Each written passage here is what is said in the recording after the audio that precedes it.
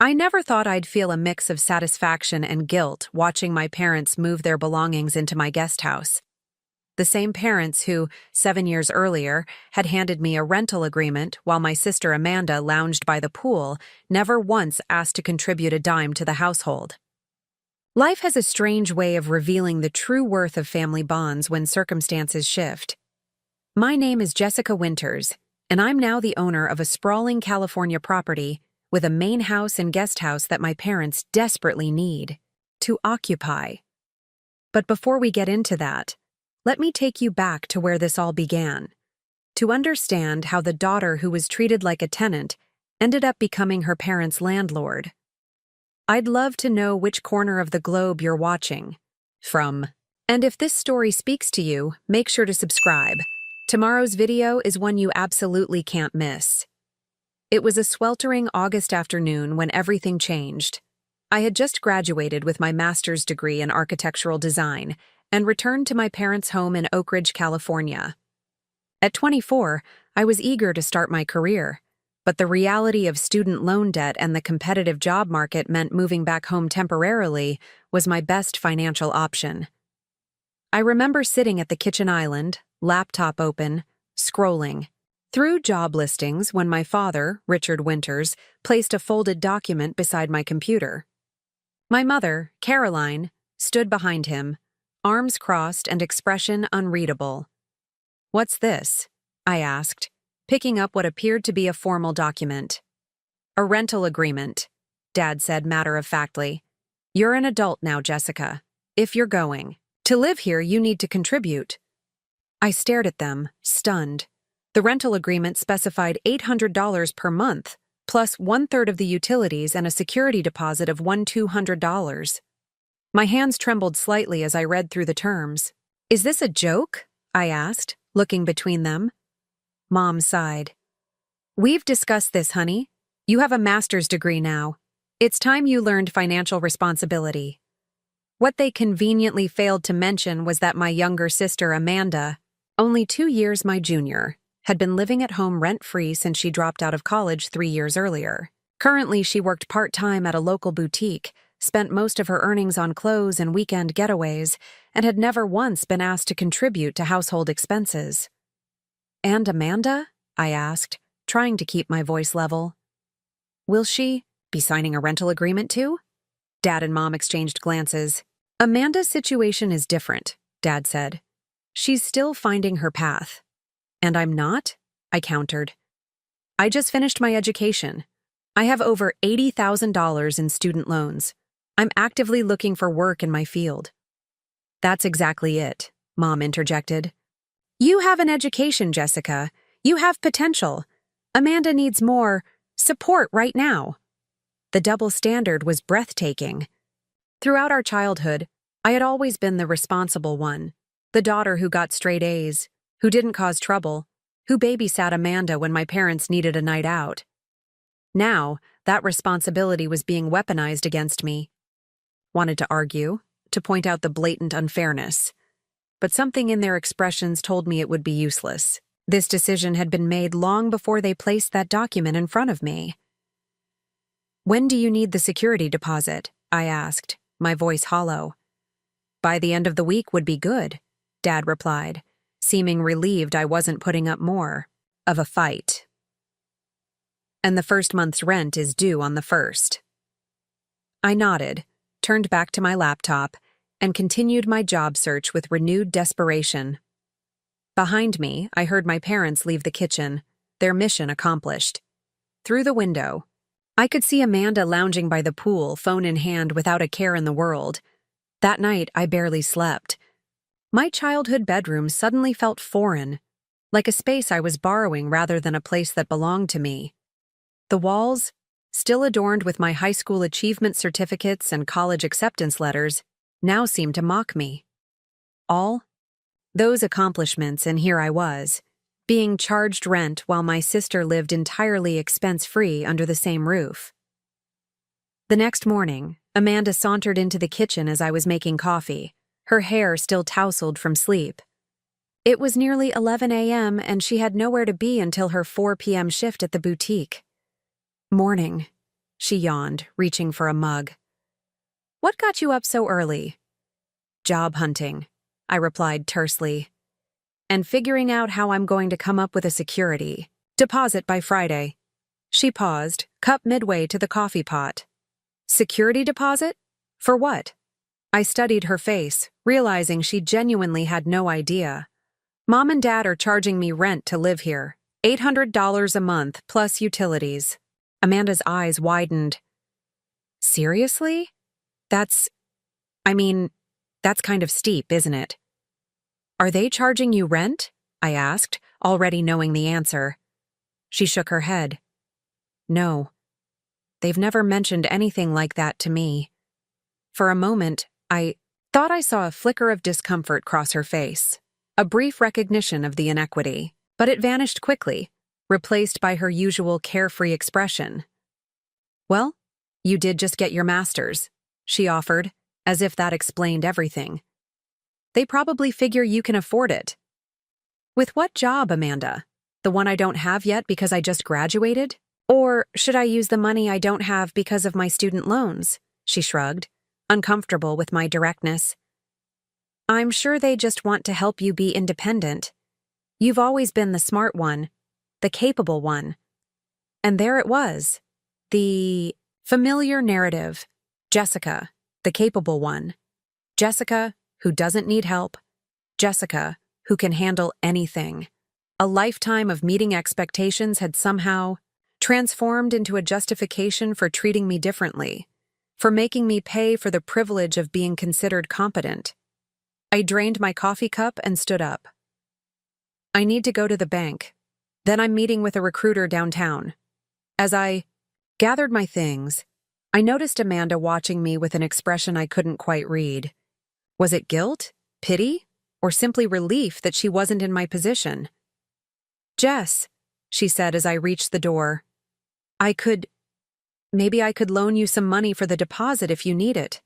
The offer, however well-intentioned, stung worse than the rental agreement. My younger sister, who had never held a full-time job, who spent frivolously and lived consequence-free, was offering to loan me money to pay our parents for the right to sleep in my childhood bedroom. I'll manage, I said, and closed the door behind me. I spent that day moving between banks, recruiters, and potential employers, a growing determination fueling each step. If my parents wanted to treat me like a tenant rather than a daughter, then I would need to find a way to become financially independent as quickly as possible. I would need to transform this setback into an opportunity, though I had no idea then just how dramatically the situation would eventually shift in my favor. The security deposit wiped out most of my modest savings. I'd managed to build a small cushion from my graduate assistantship, but after writing that check to my father, my bank account looked dangerously thin. I had exactly 3 weeks to find employment before the first month's rent came due. I applied to every architectural firm in a 50-mile radius. I created portfolios tailored to each company's style and philosophy. I networked at industry events, reached out to former professors for references, and even applied to adjacent positions. Drafting, interior design, project management, anything that might provide income while I continued searching for my dream job. Meanwhile, life at home took on a surreal quality. My parents maintained their usual warmth with Amanda. Movie nights, cooking her favorite meals, casual conversations about her day at the boutique, while our interactions became increasingly transactional. Dad would remind me about the upcoming utility payment. Mom would ask if I needed a receipt for my rent check. I was still their daughter, but now I was also a tenant, and the distinction colored every interaction. 2 weeks into my job search, I received an offer from Meridian Design Group, a mid-sized firm specializing in sustainable commercial architecture.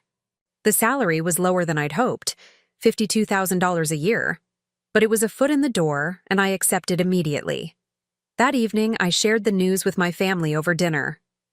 "That's wonderful, honey," Mom said, genuinely pleased. "When do you start?" "Monday," I replied, cutting into my chicken.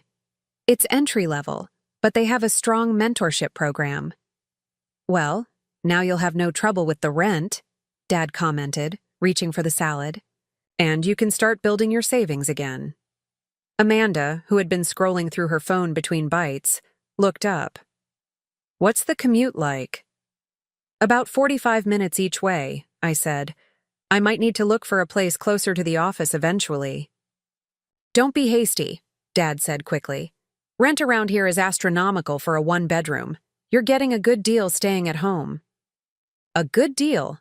$800 plus utilities for a bedroom in my parents' house, the same bedroom I'd had since childhood, while, my sister lived completely expense-free. I met his gaze across the table. Am I? I asked quietly. An uncomfortable silence fell over the table. Amanda shifted in her seat, suddenly very interested in her plate. Mom cleared her throat. We only want what's best for you, Jessica, she said. This arrangement teaches you financial responsibility. And what is it teaching Amanda? The question slipped out before I could stop it. Dad's expression hardened. We're not discussing this again. Your sister's situation is different. How? I pressed. She's 22. She works part-time by choice. She has no student loans because she dropped out. Please explain to me how her situation justifies free housing while I pay nearly $1,000 a month. That's enough, Dad said, his tone final. This is our house, and these are our rules. I looked at my mother, hoping to find some support, but she avoided my eyes. Amanda stared at her plate, uncomfortable but silent. You're right, I said finally, folding my napkin. It is your house. Thank you for dinner. I excused myself and retreated to my room, my rented room, and began calculating. My expenses. After taxes, my new salary would bring home about $3,300 monthly. Rent and utilities would consume nearly a third of that. Add student loan payments, car insurance, gas for the commute, professional clothing, and basic necessities, and I'd be left with precious little to save. Living at home was supposed to give me a financial advantage, a chance to build savings and eventually put a down payment on my own place. Instead, I was paying premium prices for a bedroom and the growing resentment of being treated differently than my sister. A lot of love and effort went into bringing this story to life.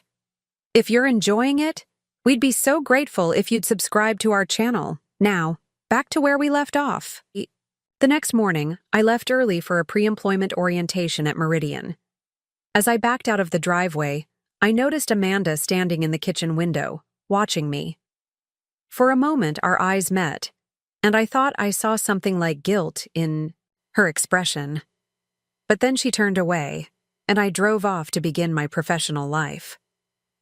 My first few weeks at Meridian were exhilarating and exhausting. The learning curve was steep, the hours long, but I threw myself into the work with determination. My direct supervisor, Elaine Foster, was a brilliant architect in her 40s who didn't sugarcoat feedback but recognized genuine effort. Under her guidance, I began to find my footing in the firm. You've got good instincts, Winters, she told me after I'd successfully resolved a complex issue with a client's floor plan. Raw, but good. Coming from Elaine, this was high praise. I worked harder, stayed later, volunteered for challenging projects. Every hour at the office was an hour I didn't have to spend in my rented bedroom. Every challenge met was proof that I could overcome the situation at home. One evening, about 2 months into my job, I returned home to find a note on my bedroom door. Rent increased to $900 a month starting next month. Rising property taxes. Dad. No discussion, no warning, just $100 increase, effective immediately. I stood in the hallway, note in hand, as anger and disbelief washed over me. From Amanda's room, I could hear her laughing on a phone call, discussing plans for a weekend trip to San Diego with friends. Down the hall, the TV murmured from my parents' bedroom. This house, once my sanctuary, now felt like a trap designed to extract maximum value from me while giving nothing back.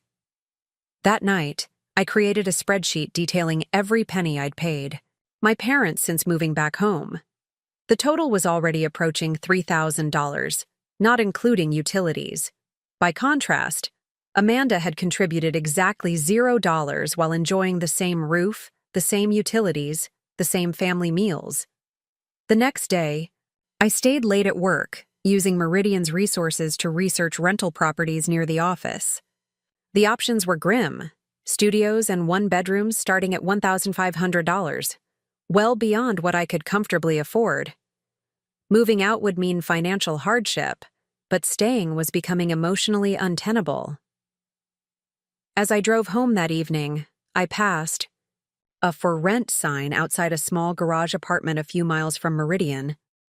On impulse, I pulled over and called the number listed. The landlord, an elderly woman named Mrs. Patel, agreed to show me the space immediately. The apartment was tiny, 400 square feet, with a kitchenette, bathroom, and a main room that would serve as both bedroom and living area. The rent was $100, utilities included. It would be a stretch financially, but as Mrs. Patel showed me around, a sense of possibility began to take root. "It's perfect for a young professional," she said warmly. "My husband built it for our son when he was starting out." I calculated quickly in my head. Moving here would consume over a third of my take-home pay, leaving even less for savings than I had now, but it would be mine. No notes on the door announcing rent increases. No watching my sister float through life expense-free while I shouldered burdens alone. "I'll take it," I said, surprising myself with the decisiveness. "When can I move in?" As I signed the lease agreement, the second one I'd signed in 3 months, I felt a strange mix of trepidation and liberation. This tiny apartment represented both a financial setback and an emotional step forward. I had no idea then how this decision would set in motion a chain of events that would ultimately transform not just my living situation, but the entire dynamic of my family. I didn't tell my parents about the apartment right away. Instead, I quietly began preparations, purchasing essential furniture from thrift stores and Facebook Marketplace, setting up utilities in my name, and packing my belongings in small batches to avoid raising suspicion. 2 weeks before my move-in date, I finally broke the news over Sunday breakfast. "I've found my own place," I announced, spreading jam on my toast with deliberate calm. "I'll be moving out at the end of the month." The silence that followed was deafening. Dad lowered his newspaper slowly, expression unreadable. Mom's coffee cup hovered midway to her lips. Amanda, surprisingly, was the first to react. "You're moving out? Where to?" She seemed genuinely shocked, as if the possibility had never occurred to her. "A small apartment near work," I replied. "It'll cut my commute significantly." Dad cleared his throat. "This is rather sudden, Jessica. Is this about the rent increase? Because we can discuss." "It's not about the money," I interrupted, though, of course, it partly was. "It's about independence. I'm 24 with a full-time job. It's time." "But you've only been working for a few months," Mom protested. "Wouldn't it make more sense to build your savings a bit longer?" The irony wasn't lost on me. After months of treating me like a tenant, they were now arguing that I should stay, continue paying them rent, rather than establish my own household. "My decision is made," I said firmly. "I've signed a lease." Dad's expression darkened. "That was premature. You should have discussed this with us first." "Why?" I asked simply. "Amanda doesn't discuss her financial decisions with you. Why should I?" The comparison hung in the air, uncomfortable and unavoidable. Mom glanced anxiously between us, while Amanda studied her plate with sudden intensity. "This isn't about your sister," Dad said, his voice tight. "No, it never is," I agreed. "And that's exactly why I'm leaving." I stood up, appetite gone. "I appreciate everything you've done for me, but it's time I lived on my own terms." The remaining 2 weeks at my parents' house were tense. Dad was coldly polite, clearly disapproving of my decision, but unwilling to engage further. Mom fluctuated between concern about my finances and hurt that I was leaving so abruptly. Amanda seemed confused by the whole situation, as if only now realizing the disparity in how we'd been treated. The day before my move, she appeared in my doorway as I packed the last of my belongings. "Need any help?" she offered tentatively. I looked up, surprised. "Sure. You can box up those books." We worked in silence for a few minutes before she spoke again. "I didn't know they were charging you so much," she said quietly. "Not until recently." "Would it have mattered if you did?" I asked, not unkindly. She considered this, folding a sweater with unusual care. "I don't know. I never thought about it. Much. You've always been so together, so capable." "Being capable doesn't mean I don't need support," I said. "It doesn't mean I should have to pay for the privilege of being part of this family when you don't." Amanda looked stricken. "Is that how you see it?" "How else should I see it?" I placed the last of my clothes in a suitcase and zipped it shut. "We're both adults. We're both their children. But only one of us is charged rent." "I've offered to pay," she admitted, surprising me. "After I found out about your rent going up. Dad said I didn't need to, that my job at the boutique barely covers my own expenses." This new information shifted something in my perception, though it didn't change my decision. Amanda wasn't the architect of the inequality. Our parents were. "It's not your fault," I said finally, "but I need to do this for myself." She nodded, understanding in her eyes for perhaps the first time. The next day, with my car and a small rented truck packed to capacity, I said goodbye to my childhood home. The farewell was awkward, Mom teary, Dad stoic, Amanda hovering uncertainty in the background.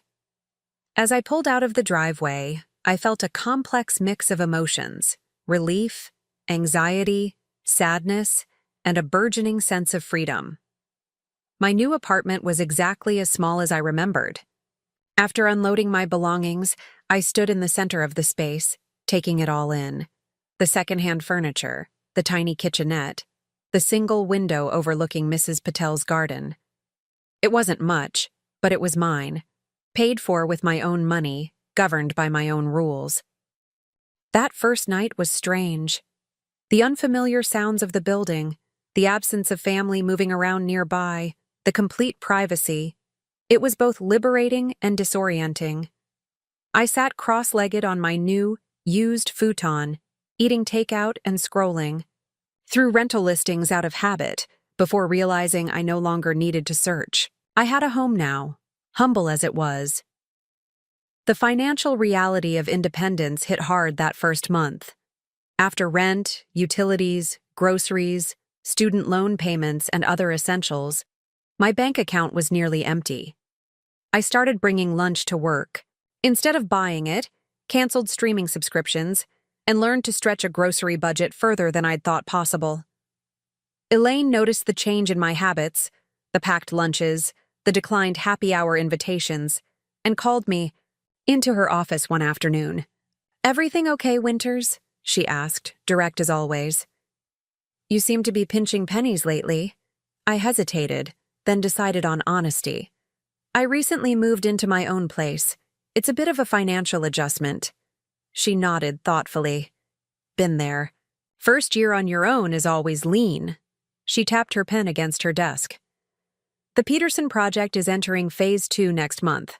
I need someone to take point on the sustainability elements. It comes with a stipend. Interested?"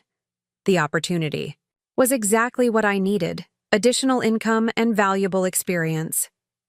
"Absolutely," I replied without hesitation. "Good. It'll mean longer hours, weekend work sometimes. Think you can handle it?" "I can," I assured her, grateful beyond words. As I left her office, I realized that Elaine had offered me something my parents never had: recognition of my ability coupled with tangible support, not used as a justification for treating me differently than others. The Peterson project became my lifeline. The extra income helped ease my financial strain, while the additional responsibility accelerated my professional development. I threw myself into the work, staying late at the office, bringing drawings home to my tiny apartment, researching sustainable building materials during weekends. My parents called occasionally, conversation stiff and surface level.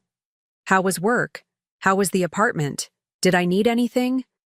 This last question always felt loaded, as if they were waiting for me to admit I couldn't manage on my own. Amanda visited once, bringing a houseplant as a warming gift. She seemed genuinely impressed by how I'd transformed the small space. "It's cozy," she said, running her hand along my secondhand bookshelf. "You've made it really nice." "It's not much," I admitted, "but it's a start." She hesitated, then added, "Mom and Dad miss you, you know, even if they don't say it." I nodded non-committally. I missed aspects of home too. Sunday breakfasts, the familiar comfort of my childhood bedroom, the sense of belonging to something larger than myself. But I didn't miss the inequality, the constant reminder that I was valued differently than my sister. "How are things at home?" I asked, changing the subject. Amanda looked away. "Different. Quieter." She paused. "Dad's been talking about having me pay a small contribution toward household expenses. Nothing like what you were paying, but still." The irony wasn't lost on either of us. Only after I'd left, only after I'd refused to continue accepting unfair treatment, had our parents begun to reconsider their approach with Amanda. As she was leaving, Amanda turned back, expression serious. "I'm sorry, Jess. I should have seen it sooner how unfair it was." Her apology, unexpected and sincere, healed something small but significant between us. The rift wasn't with my sister, I realized, but with the parents who had created the disparity between us. That night, alone in my apartment, I made a promise to myself. I would build something from this beginning. Something solid. Something lasting. Something entirely my own. I had no idea then how literal that promise would become, or how dramatically the tables would turn in the years ahead. 6 months flew by in my tiny apartment. The Peterson project had been a success, earning me not just additional income but recognition within the firm. Elaine had begun entrusting me with more responsibility, and clients were starting to ask for me by name, small victories that built my confidence and professional reputation. Financially, things remained tight but manageable. I'd created a strict budget and adhered to it religiously, allowing me to build a modest emergency fund. My student loan balance was slowly decreasing, and I no longer broke into a cold sweat when unexpected expenses arose. Then came the day that changed everything. I was reviewing blueprints in the conference room when Elaine appeared in the doorway, accompanied by a tall, distinguished-looking man in his 60s. "Winters, this is Edward Bennett," she said, "CEO of Phoenix Developments. He's looking for someone to head up the sustainability design for his new eco-resort project." I stood quickly, extending my hand. "Jessica Winters, it's a pleasure to meet you, Mr. Bennett." "Edward, please," he said, his handshake firm. "Elaine tells me you're the person I need to talk to about incorporating cutting-edge sustainable elements without sacrificing luxury aesthetics." Elaine nodded toward the blueprints, spread across the table. "Show him what you've been working on for the Peterson building." For the next hour, I walked Edward through my designs, explaining the passive cooling systems, the water reclamation features, the solar integration that blended seamlessly with the building's contemporary lines. He asked sharp, insightful questions that revealed his deep knowledge of both sustainability principles and luxury market demands. When we finished, he sat back, expression thoughtful. "Impressive work, especially for someone early in their career. How long have you been with Meridian?" "Just over 8 months," I admitted. He raised an eyebrow. 8 months? And they've got you leading sustainability on major projects already?" "Jessica has a natural talent for balancing innovation with practicality," Elaine interjected. "She's advanced more quickly than any junior associate I've mentored." Edward nodded slowly. I can see why. He turned to me. My eco-resort project is located on 50 acres in Sonoma County. We're creating a luxury retreat with minimal environmental impact, a showcase property that will hopefully become a model for sustainable hospitality. I need someone who understands both the technical aspects and the high-end aesthetic we're aiming for. My pulse quickened. This sounded like a career-defining opportunity. I'd like you to come up to the site next weekend, he continued. See the property, discuss the vision in more detail. Assuming Meridian can spare you, he added, glancing at Elaine. She smiled. We have an excellent collaborative relationship with Phoenix Developments. I'm sure we can work something out that benefits everyone. After Edward left, Elaine explained the arrangement. Phoenix was looking to contract directly with a sustainability architect, but wanted to maintain their relationship with Meridian for other aspects of the project. If I took the job, I'd be working as an independent consultant while still retaining my position at Meridian for other projects. It's unusual, she admitted, but Edward specifically asked for you after seeing your portfolio. This could be huge for your career, Winters. And the compensation? She named a figure that made my eyes widen. That's just the consulting fee. There would be performance bonuses, too. The amount was more than 3 times my current salary. Enough to transform my financial situation completely. That weekend, I drove to Sonoma County, nervous but excited. The property was breathtaking. Rolling hills dotted with oak trees, a natural spring feeding into a small lake, vineyards bordering one side. Edward walked me through his vision. 20 luxury cabins nestled into the landscape, a main lodge with farm-to-table restaurant, wellness facilities integrated with the natural environment. The challenge, he explained as we stood on a ridge, overlooking the property, is creating an experience that feels indulgent without compromising our commitment to sustainability. Most eco-resorts sacrifice luxury for environmental principles, or vice versa. I want both. By the end of the day, I was buzzing with ideas. Edward seemed equally enthusiastic about my preliminary thoughts. I have a good feeling about this partnership, he said as we concluded the tour. Send me a formal proposal by the end of next week. If it's as promising as I expect, we'll draw up contracts immediately. I worked on the proposal every evening after my regular Meridian hours, often staying up until 2 or 3 a.m. The vision consumed me, a chance to create something truly groundbreaking, to put my name on a project that could redefine eco-luxury hospitality. When I finally submitted the proposal, Edward responded within hours. This exceeds all expectations. Let's move forward immediately.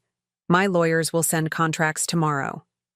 The following week was a whirlwind of negotiations, contract reviews, and planning. Elaine helped me navigate the complexities of establishing myself as an independent consultant while maintaining my role at Meridian. By Friday, everything was finalized. I would be the lead sustainability architect for Phoenix's eco-resort, with a contract that guaranteed substantial income for at least the next 2 years. That evening, I sat in my tiny apartment, staring at the signed contracts spread across my futon. For the first time since graduation, I felt financially secure, more than secure, actually. The Phoenix contract alone would generate enough income for me to consider buying property instead of renting, to accelerate my student loan payments, to build real wealth rather than just scraping by. I called Amanda to share the news, our relationship having gradually improved since my move. "That's incredible, Jess," she exclaimed after I explained the opportunity. "We should celebrate. Dinner tomorrow night? My treat." We met at a nice restaurant downtown, nicer than I would have normally chosen given my budget, but fitting for the occasion. Amanda arrived with a small gift bag. "What's this?" I asked as she pushed it across the table. "Just a little congratulations present." "Open it." Inside was a beautiful leather portfolio case with my initials embossed in the corner. "For your big important meetings with rich clients," she said with a grin. "Thank you," I said, genuinely touched. "It's perfect." Over dinner, Amanda updated me on family news. She had recently been promoted to assistant manager at the boutique and had started taking business classes at the community college. "I'm trying to be more like my big sister," she admitted. "More focused, more driven." "And how are Mom and Dad?" I asked cautiously. Our relationship had remained cordial but distant since my move. Amanda hesitated. "They're adjusting. Dad's company is going through some changes. Restructuring, he calls it. And Mom's been talking about going back to work part-time." She fidgeted with her napkin. "They've started having me contribute to groceries and utilities. Nothing major, but still." I nodded, processing this information. It seemed my departure had indeed triggered some recalibration in the family dynamic. "Have you told them about the Phoenix Project?" she asked. "Not yet," I admitted. I wasn't sure they'd be interested. "They would be," Amanda insisted. "Despite everything, they're proud of you, Jess. They just have a weird way of showing it." I wasn't so sure, but I promised to call them with the news. When I did the next day, their reaction was mixed. Enthusiasm about the professional opportunity, tempered with concern about the unconventional arrangement. "It sounds risky," Dad cautioned. "Consulting isn't as stable as a regular position." "The contract guarantees minimum compensation well above my current salary," I explained patiently. "And it keeps the door open for continued work with Meridian." "Well, you've always known what you're doing," Mom said, in what I supposed was meant to be a compliment, but landed as another reminder of their hands-off approach to my success, so. I hung up. I realized something important. Their approval no longer mattered the way it once had. I had built this opportunity myself, through my own talent and hard work. The validation I needed now came from within, and occasionally from mentors like Elaine, who supported my growth while recognizing my contributions. The Phoenix Project was about to change my life in ways I couldn't yet imagine, opening doors I'd never dreamed possible, and ultimately reshaping my relationship with my family in the most unexpected ways. The first 6 months of the Phoenix Project transformed both my professional standing and my financial reality. Edward proved to be not just a visionary client, but a valuable mentor, introducing me to his extensive network of developers, investors, and industry leaders. My innovative, sustainable designs for the eco-resort garnered attention in architectural publications, and I began receiving inquiries about similar projects. Meanwhile, the consulting fees allowed me to make significant changes in my personal life. I paid off the remaining balance on my student loans, a moment of profound relief after years of monthly payments hanging over my head. I upgraded from my tiny garage apartment to a comfortable one-bedroom in a modern building closer to downtown. I started building a substantial investment portfolio, following advice from a financial advisor Edward had recommended. My relationship with Meridian evolved as well. Elaine restructured my position to accommodate my consulting work, reducing my in-office hours while keeping me involved in key projects. The arrangement benefited everyone, Meridian maintained their connection to the high-profile Phoenix development, while I gained the flexibility to pursue additional consulting opportunities. "You're becoming quite the entrepreneurial architect," Elaine remarked one afternoon as we reviewed my reduced Meridian schedule. "I wouldn't be surprised if you start your own firm within a few years." The idea had already been forming in the back of my mind, but hearing Elaine voice it made it seem more tangible. "Would that disappoint you?" I asked, genuinely curious about her reaction. She smiled. "Not at all. The best mentors create colleagues, not perpetual subordinates. Besides," she added with a wink, "I'd expect preferential collaboration rates if you do branch out on your own." As my professional life flourished, my interactions with my family settled into a new pattern. Amanda and I had dinner together every couple of weeks, our relationship stronger now that we were both establishing independent adult lives. She had moved into a shared apartment with 2 friends from her business classes and was taking her career more seriously, having enrolled in a full merchandising program at the local college. My parents remained more distant. We spoke on holidays and birthdays, exchanged occasional text messages, but rarely discussed anything substantive. They seemed unsure how to relate to my success, how to bridge the gap that had formed when I left their home. Then came the call that signaled another shift in our family dynamic. It was a Tuesday evening, and I was reviewing sustainability certifications for the Phoenix Project when my phone lit up with Dad's number. Unusual, since he typically called on weekends, if at all. "Dad," I answered, setting aside my work. "Everything okay?" There was a pause before he spoke. "Jessica, yes, everything's—" Another pause. "Actually, no, things aren't exactly okay." The hesitation in his voice, so uncharacteristic of my decisive father, immediately put me on alert. "What's wrong? Is it Mom? Amanda?" No, everyone's healthy," he assured me quickly. It's work. The company's downsizing. After 26 years, they're eliminating my entire department." I sat back, processing this news. My father had been with Westbrook Manufacturing since before I was born, working his way up from the production floor to operations management. The company had been the bedrock of our family's financial stability throughout my childhood. "I'm sorry to hear that," I said sincerely.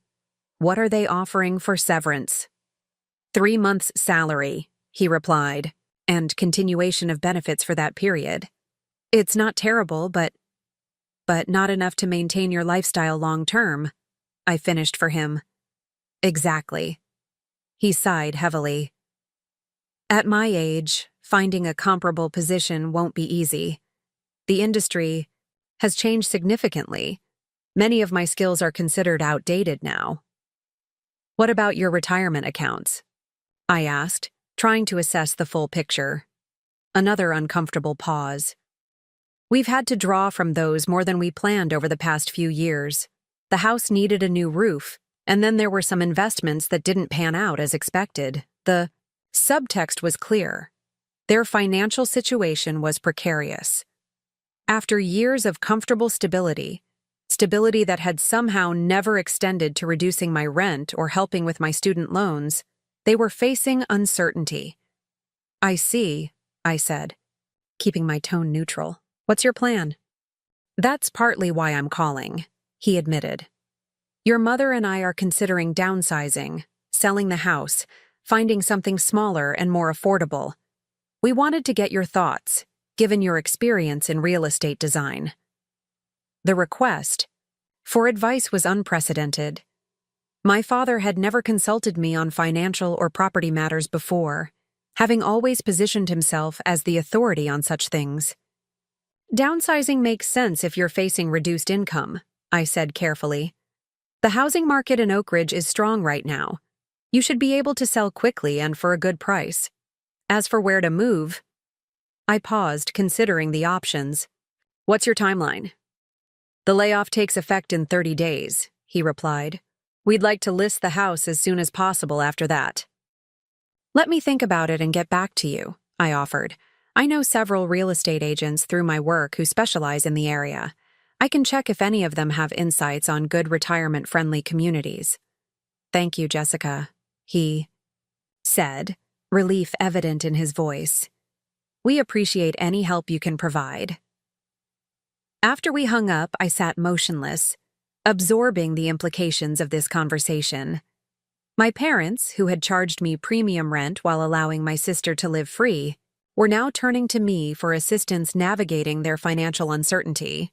The irony wasn't lost on me. I called Amanda the next day to see if she was aware of the situation.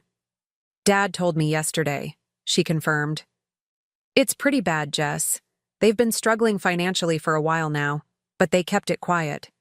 That's part of why they started asking me to contribute. Their savings were dwindling faster than they let on." "Why didn't they say anything?" I wondered aloud.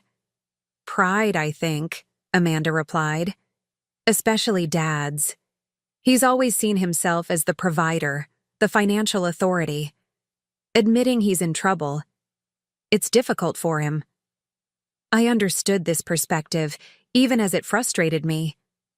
How different might our relationship have been if they'd approached my return home not as an opportunity to collect rent from their daughter, but as a mutual support system during transitional phases of life. That evening, as I looked around my new apartment, comfortable, stylish, paid for with income from my own expanding business, a thought began to form. The Phoenix project was nearing completion, but Edward had already approached me about designing his next development, a small community of luxury homes with extensive eco-friendly features located just outside Sonoma. Part of the proposed compensation package included an option to purchase one of the properties at a significant discount.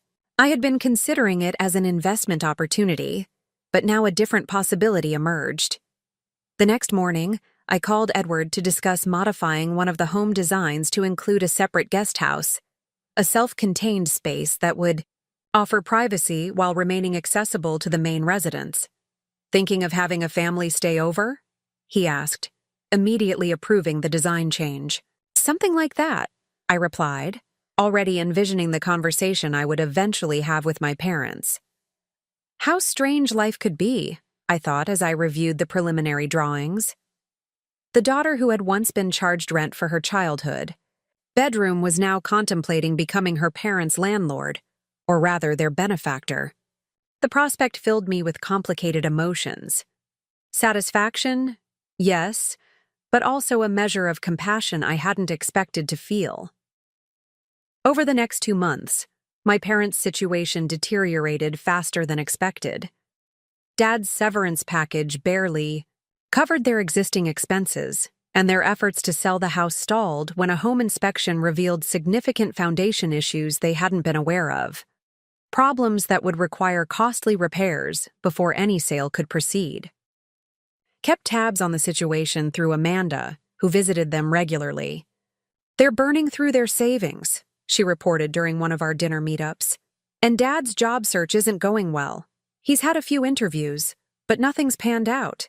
They're starting to get desperate." Meanwhile, my own career continued its meteoric rise. The Phoenix Eco Resort opened to rave reviews, with architectural and travel publications highlighting my sustainable design elements as innovative industry benchmarks.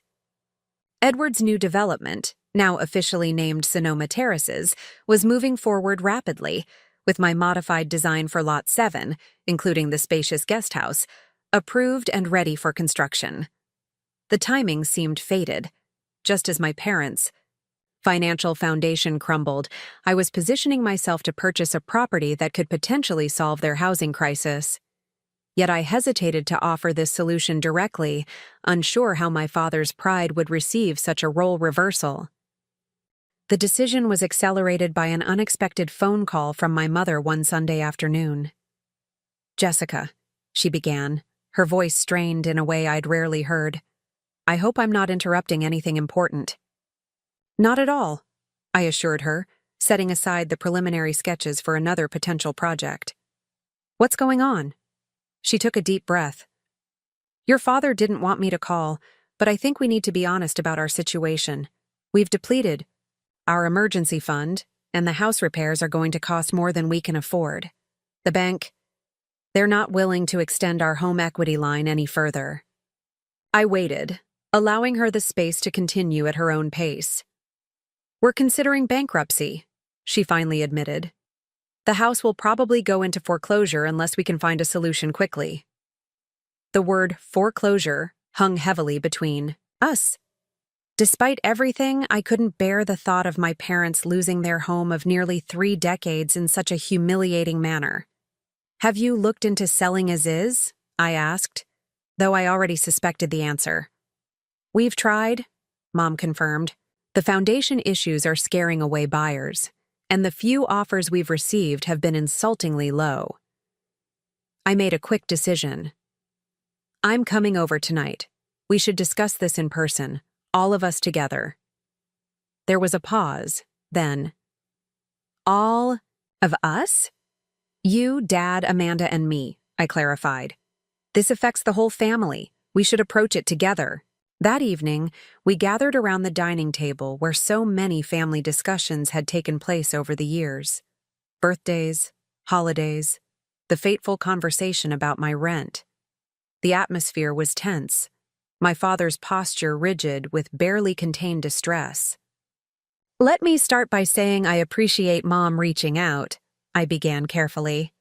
"Family should be able to discuss difficult situations openly." Dad shifted uncomfortably, but remained silent. Amanda gave me an encouraging nod. "I understand you're facing foreclosure if the foundation repairs can't be addressed," I continued. "Given the circumstances, I'd like to propose a solution." I laid out the situation with Sonoma Terraces, the luxury eco-development, my role as lead sustainability architect, and most importantly, my option to purchase Lot 7 at a significant discount due to my involvement with the project. The property includes a main house and a separate guest house, I explained, pulling up renderings on my tablet to show them. The guest house is fully self-contained: 1 bedroom, 1 bathroom, kitchen, living area, and a private patio. It's small but high quality, construction with all the amenities you'd need. My parents exchanged puzzled glances. "What exactly are you suggesting?" Dad asked, speaking for the first time since my arrival. I met his gaze directly. "I'm suggesting you sell this house, use whatever equity remains after paying off the mortgage, to supplement your retirement funds, and move into the guest house at Sonoma Terraces." The silence that followed was profound. Amanda looked between us, wide-eyed. Mom's hand covered her mouth. Dad's expression was unreadable. "You want us to live in your guest house?" he finally said, his tone flat. "Yes," I replied simply. "The location is beautiful. Vineyard views, walking trails nearby. The development includes a clubhouse with a pool and fitness center. And you'd have your own private space while still being close enough that we could see each other regularly." "And what would we pay you for this arrangement?" Dad asked, the business side of his mind clearly calculating costs. This was the moment of truth, the complete reversal of our previous dynamic. "Nothing," I said. "You would live there rent-free." Dad's eyebrows shot up. "We can't accept charity, Jessica, not even from our daughter." I had anticipated this response. "It's not charity. Think of it as an advance on inheritance, if that helps. Or consider that I paid nearly $20,000 in rent to live in my childhood bedroom. This balances the ledger, in a way." The reference to my previous rent payments hung in the air, uncomfortable but impossible to ignore.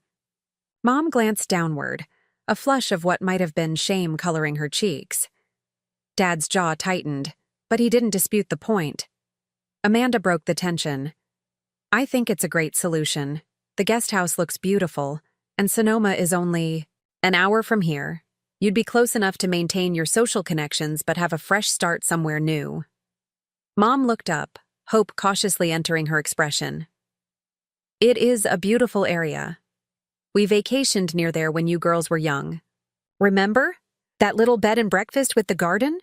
I nodded, grateful for her attempt to find positive associations with the idea. Dad remained silent, clearly struggling with the offer and all it represented. His whole life had been built around being the provider, the patriarch who made the rules and controlled the family finances. Accepting my help required a fundamental shift in how he saw himself and how he saw me. "I need time to think about this," he finally said, rising from the table. "If you'll excuse me." He left the room, his footsteps heavy on the stairs. Mom shot me an apologetic look. "He's not rejecting your offer," she assured me quietly. "He just needs to process it. This is a lot for him to accept." I understood more than she realized. The roles we play in our families become part of our identities. Being asked to relinquish those roles, even when they're no longer sustainable, can feel like losing a piece of yourself. As I drove home that night, I reflected on the strange symmetry of our situation. Years ago, I had sat at that same table while my parents informed me that I would be paying premium rent for my childhood bedroom. Now, I was offering them free accommodation in a luxury guest house on my property. Life had indeed come full circle, though not in a way any of us could have predicted. The question remained, would my father's pride allow him to accept this reversal of fortune? And if he did, how would it reshape our family dynamic going forward? 3 days passed without a word from my parents. I continued with my work, finalizing plans for Sonoma Terraces and entertaining inquiries about new projects, but thoughts of their situation lingered in the back of my mind. Had I overstepped? Had my reference to the past rent payments been too pointed, too petty? On the 4th day, Amanda called. "They're discussing your offer," she reported. "Mom's fully on board, but Dad's still wrestling with it." "What's his main concern?" I asked, trying to understand the sticking point. Amanda sighed. "Pride, mostly. He keeps saying he doesn't want to be dependent on his daughter. That it's not the natural order of things. The natural order of things."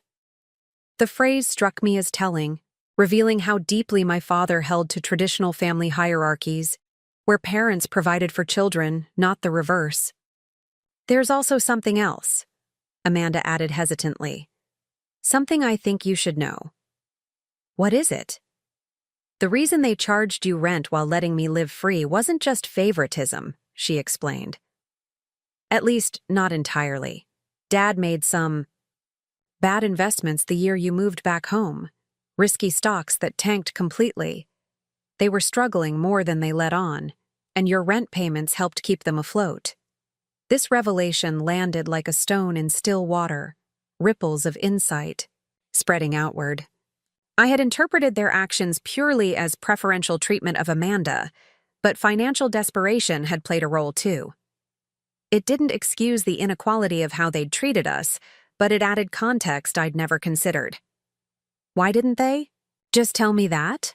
I wondered aloud. I would have understood helping with household expenses if everyone was contributing fairly. "You know, Dad," Amanda replied. Admitting financial trouble was admitting failure in his eyes. It was easier to frame it as teaching you responsibility than acknowledging he needed help. After we hung up, I sat with this new information, reassessing the past through this additional lens. My parents' actions still felt unfair. They could have been transparent, could have asked both daughters to contribute proportionally, but understanding their financial strain added a layer of complexity to the narrative I'd constructed. 2 more days passed before my phone rang with Dad's number. I answered immediately. "Jessica," he began, his voice formal. "Your mother and I have discussed your offer at length." I waited, giving him space to continue at his own pace. "Before I tell you our decision, I need to say something." He paused, and I could almost picture him straightening his shoulders, preparing for a difficult admission. "I owe you an apology. The way we handled things when you moved back home after graduation, it wasn't right." The acknowledgement, so long in coming, momentarily stunned me into silence. "We should have been upfront about our financial situation," he continued. "And we should have treated you and Amanda equally. I let my pride and my financial anxiety cloud my judgment, and you suffered for it." "Thank you for saying that," I replied, genuinely moved by his unexpected apology. "It means a lot to hear you acknowledge it." "About your offer," he went on, clearing his throat. "We've decided to accept, with one condition." "What's the condition?" "We want to contribute in some way, perhaps through property maintenance or landscaping. I still have skills to offer, and I can't accept living entirely on someone else's charity, even my daughter's." I considered this request. It seemed reasonable, a way for him to maintain dignity and purpose while accepting the substantial help being offered. "I think that could work," I agreed. "The property will need regular maintenance, and having someone trustworthy handling it would be valuable. We can discuss the details once construction is complete." The relief in his voice was palpable. "Thank you, Jessica. This isn't how I imagined our retirement would go, but we're grateful for your generosity." After we hung up, a curious mixture of emotions washed over me. satisfaction that my parents had accepted my help, vindication that my father had finally acknowledged the unfairness of the past, and a surprising sense of peace that we might forge a healthier relationship moving forward. Construction on Sonoma Terraces proceeded rapidly over the next 4 months. I visited the site weekly, paying particular attention to Lot 7 and its guest house. I selected finishes I thought my parents would appreciate: warm neutrals, easy-to-maintain surfaces, thoughtful accessibility features they might need as they aged. The guest house, though modest in size, was designed with quality and comfort as priorities. Meanwhile, my parents began the painful process of downsizing, sorting through nearly 30 years of accumulated possessions to determine what would fit in their new, smaller living space. Amanda and I helped on weekends, the 4 of us slowly working through rooms of memories and possessions. "It's strange," Mom commented one Saturday as we sorted through kitchen items. "I thought this process would feel entirely negative, like failure. But there's something freeing about it too. All these things we've been maintaining, cleaning, storing. Did we really need them?" Even Dad seemed to find unexpected liberation in the downsizing process. "When you own less, less owns you," he remarked while deciding which of his tools were essential enough to keep. Their house sold as is to a developer who planned to fix the foundation issues and flip the property. The price was lower than they'd hoped, but sufficient to clear their mortgage and provide a modest cushion for other expenses. 2 weeks before the scheduled move, I took my parents to see their nearly completed guest house for the first time. As we drove through the beautiful countryside surrounding Sonoma Terraces, their apprehension gradually gave way to appreciation of the setting. "It's even more beautiful than the pictures," Mom murmured as we passed vineyards stretching toward the horizon. The development itself was taking shape. Roads completed, landscaping underway, several homes already framed. I drove to Lot 7, where my own home stood nearly finished, the attached guest house tucked discreetly at the rear of the property, connected by a covered walkway but offering privacy for both structures. I led them through the guest house, watching their expressions as they took in the thoughtful design. The open-concept living area with large windows facing the vineyard view, the compact but well-appointed kitchen, the comfortable bedroom with built-in storage, the accessible bathroom with both shower and tub options. "You designed this?" Dad asked, running his hand along the sustainable bamboo countertop. "Every detail," I confirmed. "With you both in mind." Mom's eyes welled with tears as she stood in the center of the living area, turning slowly to take it all in. "It's lovely, Jessica. More than we deserve, honestly." "That's not true," I said gently. "Everyone deserves a safe, comfortable home, especially as they age." Dad was examining the private patio area outside the guest house, already envisioning how he might maintain the surrounding landscaping. "The irrigation system here," he began, shifting into his problem-solving mode. "I could optimize it to reduce water usage even further." I smiled, recognizing this as his way of accepting the new arrangement, by immediately looking for ways to contribute, to add value. As we walked back to the car, Mom linked her arm through mine. "I keep thinking about something your father used to say when you were young, 'Jessica will go far in life.'" She squeezed my arm. "He was right, just not in the way we expected." The simple acknowledgement warmed me in a way I hadn't anticipated. After all the complications, the hurt feelings, the inequities, there was still this: a parent's recognition of their child's success, a genuine pride untainted by comparison or competition. We were creating something new here, I realized. Not just a living arrangement, but a recalibrated family dynamic based on mutual respect rather than outdated hierarchies. The guest house wasn't just housing, it was the physical manifestation of our family's transformation. Moving day arrived with the crisp clarity of early autumn. The trees lining the drive to Sonoma Terraces had begun their seasonal transformation, hints of gold and amber appearing among the green. It seemed fitting, a visual reminder of the changes taking place in our family. My parents' possessions, now significantly culled, filled a medium-sized moving truck. Amanda and I had taken the day off work to help them transition, wanting to make the process as smooth as possible. The four of us formed an efficient system, Dad and I unloading boxes from the truck, Mom and Amanda unpacking and arranging inside the guest house. By mid-afternoon, the major pieces were in place. The furniture we'd selected for the space, a comfortable sectional for the living area, a round table for the kitchen, a new adjustable bed for easier aging, fit perfectly within the thoughtfully designed rooms. Family photographs found homes on walls and shelves, bringing personal history into the new space. As evening approached, I ordered dinner from a local restaurant, a small celebration of this significant day. We ate on the guest house patio, watching the sunset paint the vineyard hills in shades of rose and lavender. A toast, Amanda proposed, raising her glass. To new beginnings. We clinked glasses, the simple gesture somehow symbolizing our family's recalibration. Dad, who had been quieter than usual throughout the day, cleared his throat.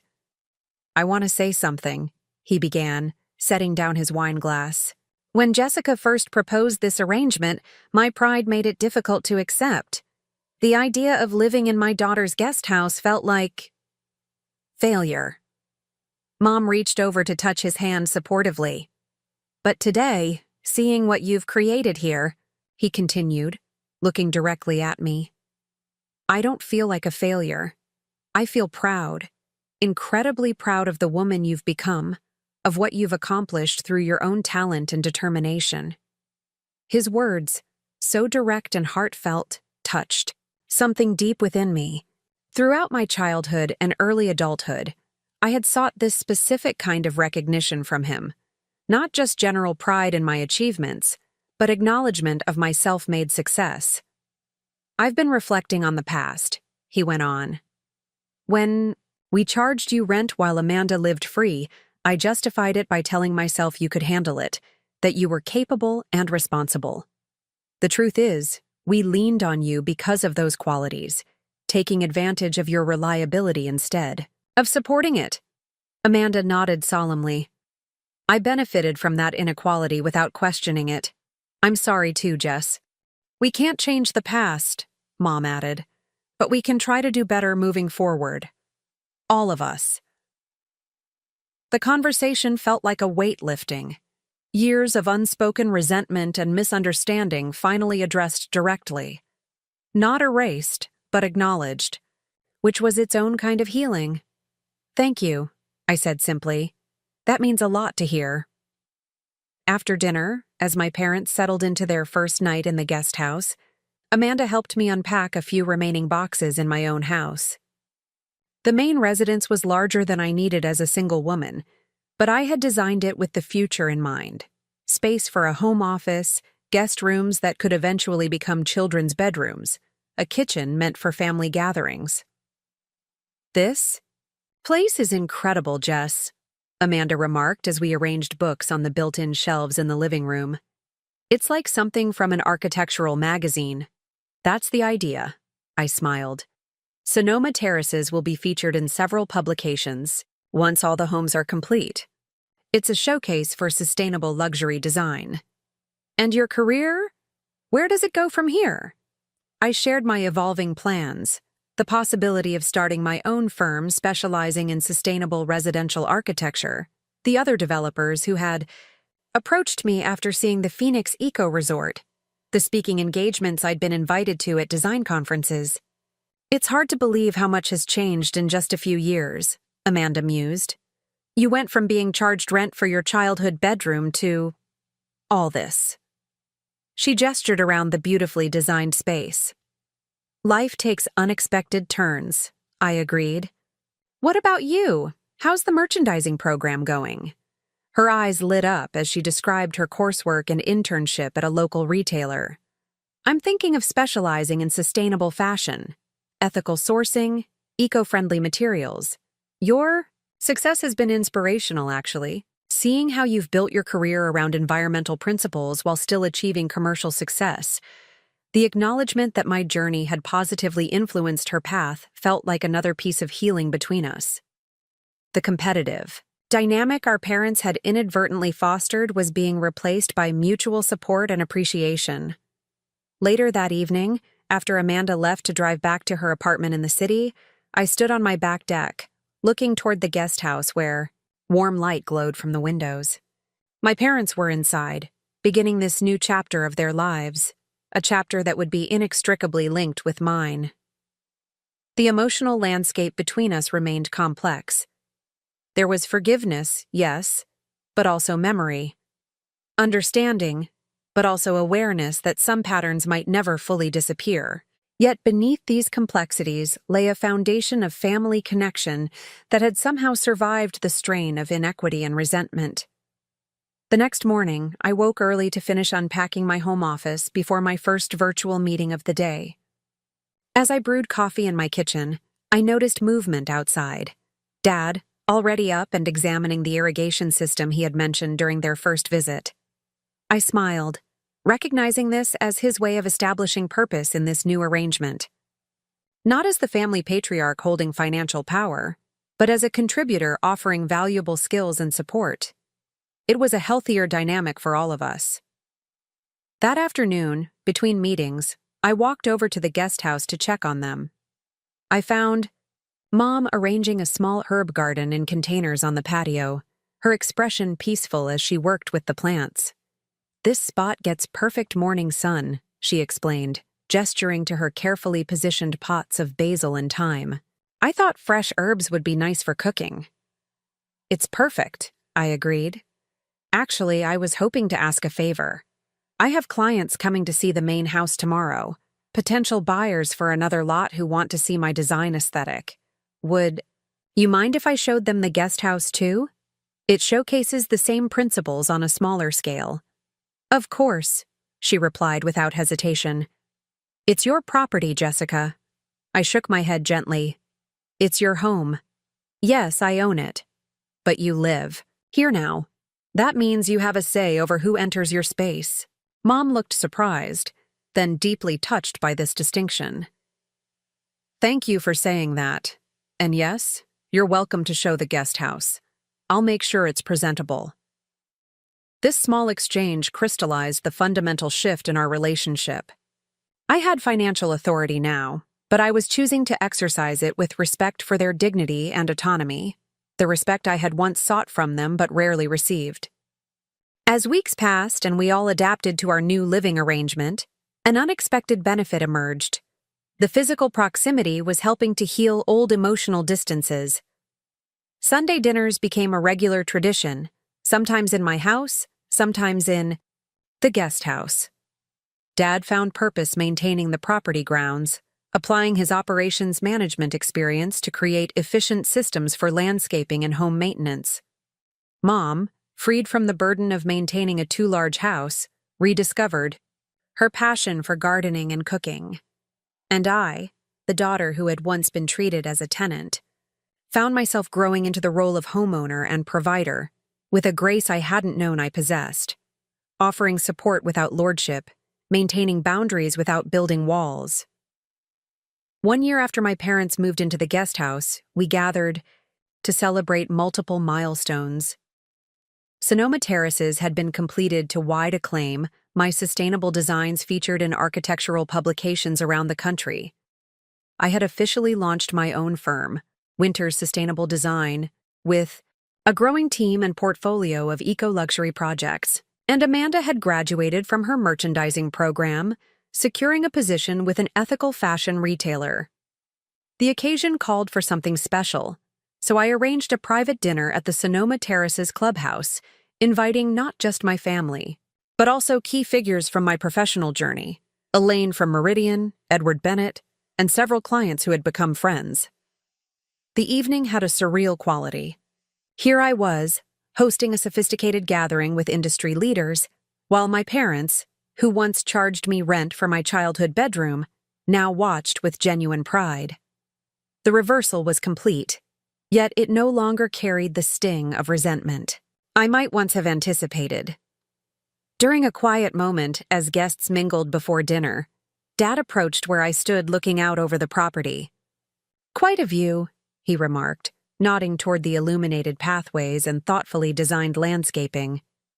"I remember when this was just dirt and blueprints." I smiled. "Your irrigation adjustment saved us nearly 15% on water usage this summer. The developers are implementing your system across all the common areas now." His eyes lit up with quiet satisfaction. "Just applying principles I learned in manufacturing. Efficiency is efficiency, whether it's an assembly line or a sprinkler system." We stood in comfortable silence for a moment, appreciating how our relationship had evolved to this point of mutual respect. His expertise was valued, my accomplishments were recognized. Neither of us needed to diminish the other to feel secure in our own worth. "I've been thinking about your mother's birthday next month," he said eventually. "I'd like to do something special, but on my limited income." "What did you have in mind?" I asked. He described a weekend trip to a coastal town my mother had always loved, where they had honeymooned decades earlier. "There's a bed and breakfast there," she's mentioned several times. "Nothing extravagant, but meaningful." "That sounds perfect," I agreed. "Let me help with the cost." He shook his head, a familiar pride rising. "I've been saving, but—" I interrupted, gently. "Consider it repayment for all those family vacations you funded when we were kids. My treat, no strings attached." After a moment's hesitation, he nodded. "She'd love that. Thank you." This small exchange encapsulated our new dynamic, honest about financial realities, respectful of pride and dignity, generous without weaponizing that generosity. We had found balance. After dinner, as guests enjoyed dessert and coffee, Edward clinked his glass for attention. "I'd like to propose a toast to Jessica Winters," he announced, "not just for her brilliant work on Sonoma Terraces, but for showing all of us that sustainable luxury isn't an oxymoron. It's the future of design." Applause rippled through the room. Edward continued, "I'm pleased to announce that Phoenix Developments has contracted Winters Sustainable Design for our next 3 projects, a commitment of over $5 million. Gasps and congratulations filled the room. My mother's hand flew to her mouth in surprise. Amanda beamed with sisterly pride. But it was my father's expression that affected me most deeply. Pure, unalloyed pride, without a hint of the competitiveness or qualification that had often shadowed his praise in the past. Later that night, after the guests had departed, my family lingered in the empty clubhouse. Amanda helped the staff gather the last glasses while Mom straightened the centerpieces out of habit. $5 million, Dad said quietly, shaking, his head in wonder. "That's a long way from that tiny garage apartment near Meridian. A long way from the couch in your living room, too," I replied with a small smile, referencing the rent agreement he'd handed me years ago. He flinched slightly, but met my gaze. "Do you think you'll ever fully forgive us for that?" The question held genuine vulnerability, something rare from my father. I considered my answer carefully. "I think forgiveness isn't a single moment," I said finally. "It's a process. There are days when I remember the inequality, the feeling of being valued less than Amanda, and it still hurts. But there are more days now when I see how we've all grown, how we're building something healthier together."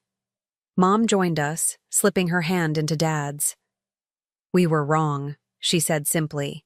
"We justified it by telling ourselves you were stronger, more capable, that you didn't need the support Amanda did. But everyone needs support, especially when they're just starting out." "The irony," Dad added with rueful self-awareness, "is that we're now receiving from you the very support we should have given back then. The difference," I pointed out, "is that I'm offering it equally. If Amanda needed a place to stay, my guest room would be hers without expectation of payment." Amanda appeared at my side, having overheard. "Fortunately for you, I love my apartment. And my independence too much to take you up on that." We laughed, the tension breaking.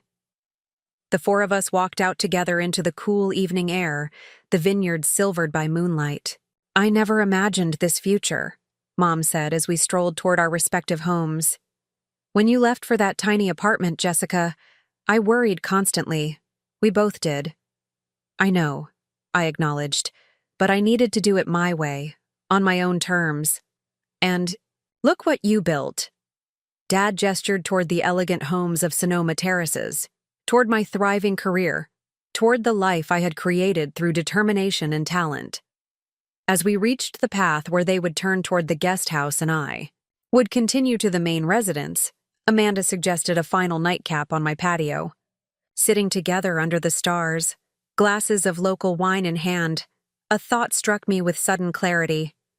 "Do you realize," I said, "that this is the first time in our adult lives that our family dynamic isn't centered around inequality?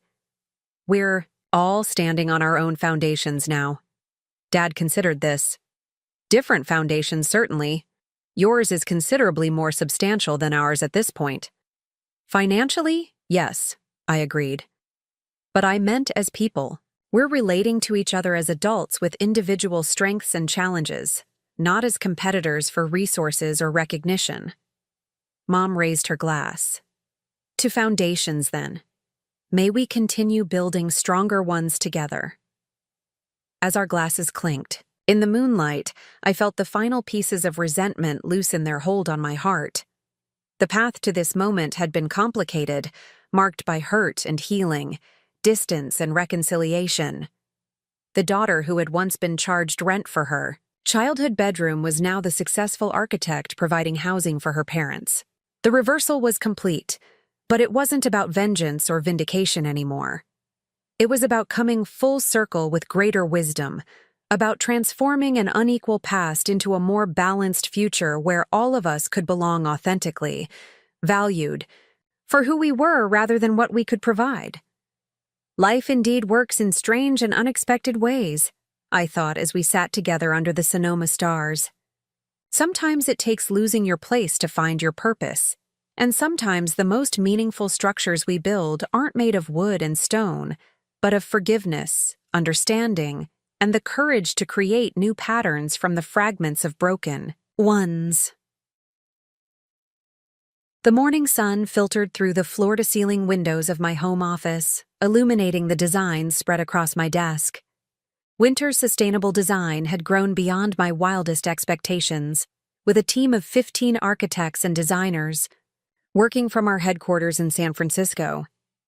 The wall behind my desk displayed framed magazine covers featuring our projects: the Phoenix Eco Resort, Sonoma Terraces, and several others that had established us as leaders in sustainable luxury architecture. 3 years had passed since my parents moved into the guest house. 3 years of growth, adjustment, and healing. The arrangement that had once felt like such a dramatic reversal of roles had settled into something natural and mutually beneficial. My intercom buzzed. "Ms. Winters," my assistant's voice came through. "Your 10 a.m. appointment is here." "Thanks, Melissa. I'll be right there." I gathered my portfolio and stepped out to greet my visitors, a young couple looking to build their first home using sustainable principles. As I led them to the conference room, we passed the wall of employee photos where Amanda's picture hung among the others. After completing her merchandising program, she had surprised me by expressing interest in the business side of my firm. Now she managed our client relations and marketing, her natural social skills and growing business acumen proving invaluable to our expansion. "My sister will join us shortly," I explained to the clients. "She oversees all our client experience processes." After the meeting, Amanda and I had lunch in my office, discussing the couple's project and several others in our pipeline. "Did you remind Dad about the sustainability conference next month?" she asked, picking up her salad. "He seemed uncertain when I mentioned it yesterday." I nodded. "He's confirmed. Actually, he's been working on his presentation about the water conservation systems he implemented at Sonoma Terraces. The conference organizers were impressed by the data, a 30% reduction in usage while maintaining lush landscaping. This was perhaps the most unexpected development of the past 3 years. How my father had transformed from reluctant dependent to valued collaborator. His decades of operations management experience, combined with a newfound passion for conservation, had made him an asset to our firm. What began as maintaining the grounds at Sonoma Terraces evolved into consulting on resource efficiency for all our projects. Now, at 70, he was preparing to speak at a major industry conference, sharing his innovations with other sustainability professionals. "And Mom?" Amanda asked. "How's the book coming along?" I smiled. The publisher loved her proposal. Sustainable Home Gardens, Growing Beauty with Less Water will be released next spring. They're especially excited about the photographs from her experimental garden at the Guesthouse. Mom's transformation had been equally remarkable. The small herb garden she started on her patio had expanded into a demonstration project for drought-resistant, ornamental and edible plants. What began as a hobby became a blog, then a consulting business advising homeowners on sustainable landscaping, and now a book contract. At 68, she had discovered a second career that brought her joy and purpose. After lunch, I walked home rather than driving, enjoying the spring weather and the chance to clear my head. As I approached Sonoma Terraces, I passed neighbors, who waved in friendly recognition. The community had flourished, its blend of luxury and sustainability attracting like-minded residents. Before reaching my own house, I stopped at the Guesthouse, finding Mom photographing new blooms in her garden, while Dad adjusted the drip irrigation system he had designed. "Perfect timing," Mom called, setting down her camera. "We were just about to have tea. Join us?" We sat on their patio, drinking tea and discussing the day. The conversation flowed easily, a blend of family updates and professional exchanges. The boundaries between the personal and business aspects of our lives comfortably blurred. "The conference organizers called again," Dad mentioned, a hint of pride in his voice. "They want to know if I'd be willing to conduct a workshop in addition to the presentation. Apparently, there's significant interest in the irrigation system." "You should do it," I encouraged. "Your methods deserve wider adoption." He nodded thoughtfully. "I'm considering it. At my age, I never expected to be starting a new professional chapter." "Speaking of new chapters," Mom interjected, "Amanda mentioned you've been seeing someone. An engineer you met through the Phoenix project?" I felt a flush rise to my cheeks. "Thomas. Yes, we've been dating for a few months. He's brilliant with structural innovations for earthquake resilience." "You should invite him to Sunday dinner," she suggested. "We'd love to meet him." The simple normalcy of this conversation, a mother interested in her daughter's romantic life, a father engaged in work he found meaningful, all while sitting at the guest house I had designed and provided, struck me as remarkable. The journey, from that moment when they handed me a rental agreement for my childhood bedroom, to this point of balanced reciprocity, had been long and sometimes painful, but ultimately healing. Later that evening, as I worked in my home office, I received a text from Amanda. "Reservation confirmed for Mom and Dad's anniversary dinner next month. Private room at Vineyard Table, their favorite view." "Splitting the cost worked," I replied affirmatively, smiling at this small example of how our family dynamic had evolved. Amanda and I now collaborated naturally on family matters, sharing responsibilities, according to our abilities rather than prescribed roles or expectations. My phone rang, Thomas calling after his late meeting. "How was your day?" he asked warmly. "Productive. Busy." "Good," I replied. Actually, I had an interesting moment of reflection this afternoon. I found myself telling him about the journey our family had taken, from the inequality of my post-graduation days to the balanced relationship we now enjoyed. Thomas listened attentively, having heard pieces of the story before, but never the emotional weight I found myself expressing. It's strange, I concluded.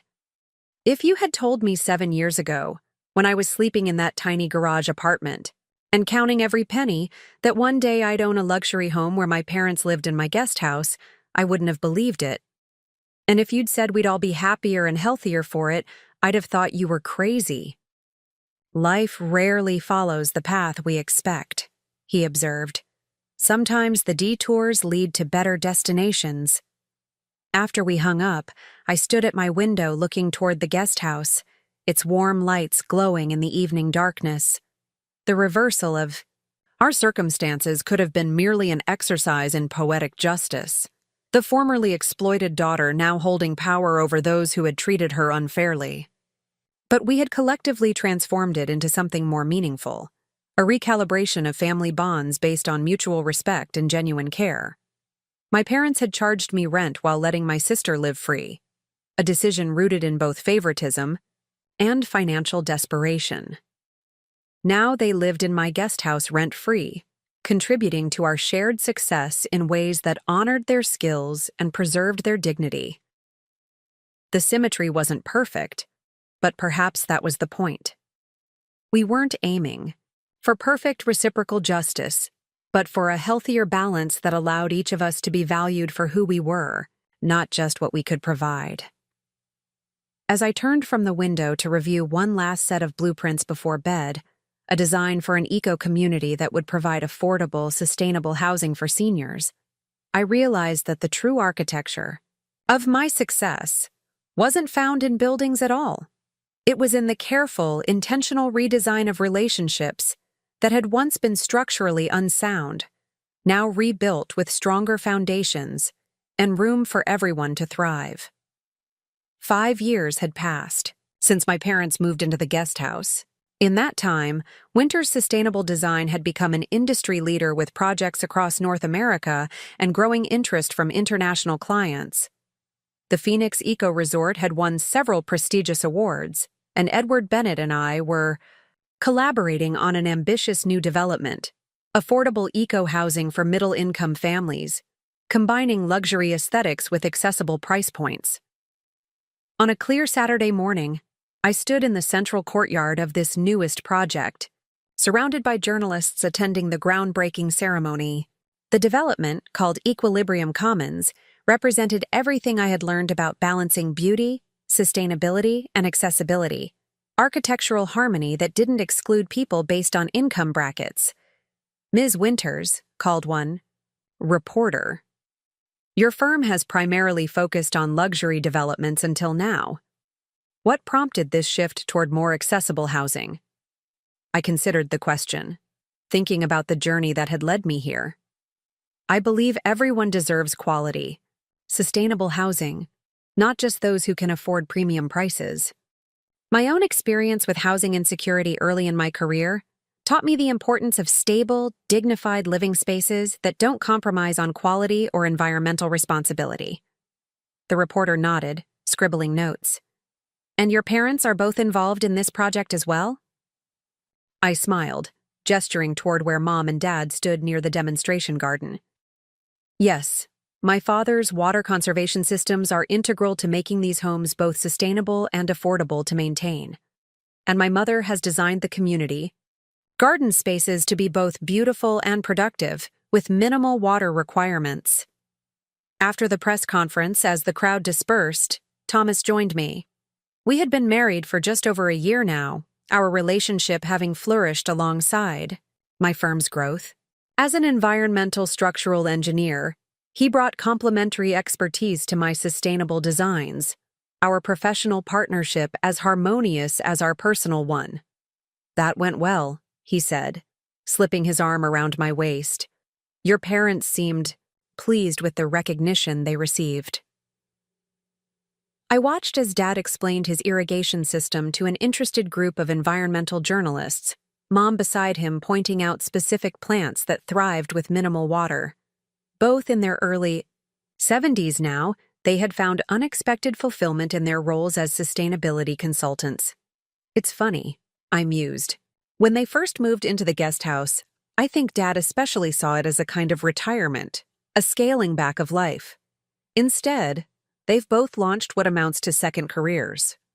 Sometimes the end of one chapter is just the beginning of a better one, Thomas observed. We made our way through the event, greeting investors and community partners. Amanda moved efficiently among the guests in her role as head of client relations, her natural sociability now channeled into professional networking that benefited our firm immensely. Later that evening, we gathered for dinner at my home. Thomas and I, my parents, Amanda and her fiancé Michael, and Elaine, my former boss who had become both mentor and friend. The mood was celebratory, not just for the successful launch of Equilibrium Commons, but for the harmony we had all found together. "I have news," Amanda announced as we enjoyed dessert on the patio. "Michael and I have decided on a wedding date. Next spring. And," she added with a smile in my direction, "we've found the perfect property for our first home together. It's one of the Sonoma Terraces properties that recently came on the market." "You'll be neighbors," Mom exclaimed, clearly delighted by the prospect. "That's the plan," Michael confirmed. "We love the community here, and the sustainability features align with our values." "Speaking of Sonoma Terraces," Dad interjected, "the Community Association has asked me to lead a workshop series on home water conservation for all residents. Apparently, our guest house has the lowest water usage in the development." The conversation flowed naturally between professional achievements and personal milestones, the boundaries between family and colleagues comfortably blurred.